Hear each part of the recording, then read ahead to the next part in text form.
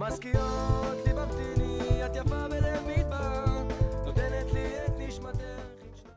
Shalom Avracha mes chéris, ce Shabbat parashat Shelach Lecha, c'est-à-dire la paracha des explorateurs. Bon, c'est une paracha assez traumatisante parce que, bien entendu, tous ceux qui existaient dans le désert sont morts, tous ceux qui avaient plus de 20 ans sont restés dans le désert.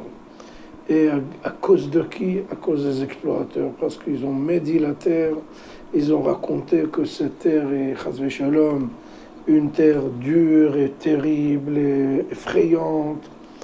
Et c'est comme si on recevait un cadeau de Akadosh Baruch Hu et on lui disait c'est un mauvais cadeau.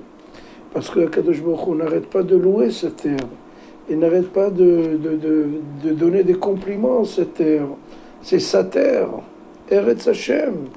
Et qu'est-ce qu'on fait nous? On dit mais c'est le cadeau que tu nous as donné. Hashem, c'est un mauvais cadeau, c'est de n'importe quoi, c'est très grave. Je vais vous donner quelques exemples. Et du point de vue de la halacha, donc comment et quel est le regard qu'on doit avoir sur cette terre?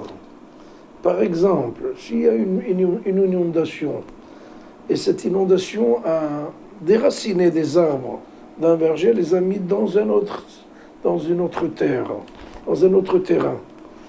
Et le type dit, bon, c'est pas mes arbres, je vais les déraciner, je vais les rendre. S'ils se sont déjà enracinés dans la terre, on ne peut plus les enlever. C'est parce que pour donner de la valeur à la terre d'Israël. On a porté du bois pour le Beth Amikdash, pour l'autel. Mais ce bois, il était interdit d'apporter des dattiers et des oliviers. Pourquoi? Parce que c'est des arbres qui symbolisent la terre d'Israël. Un autre exemple. Par exemple, si j'ai chaud, je ne peux pas dire, ouais, cette terre, elle est trop chaude. Je peux dire, j'ai chaud. Le problème, c'est moi. C'est moi qui suis sensible à la chaleur. Mais dire que le pays est chaud, c'est interdit. Dire que le pays est mauvais, c'est interdit. Ça, c'est justement l'erreur des explorateurs.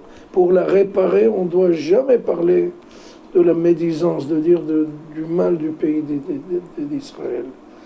Eh bien, sachez que Akadosh Baruch Hu aime ceux qui font des compliments à cette terre, même si c'est dur. Et c'est dur. Mais il faut dire à Akadosh Baruch Hu, merci beaucoup pour cette terre. Sinon, on va devenir des ingrats et on va justement dire du mal de la terre de Akadosh Baruch Hu. Encore un petit exemple.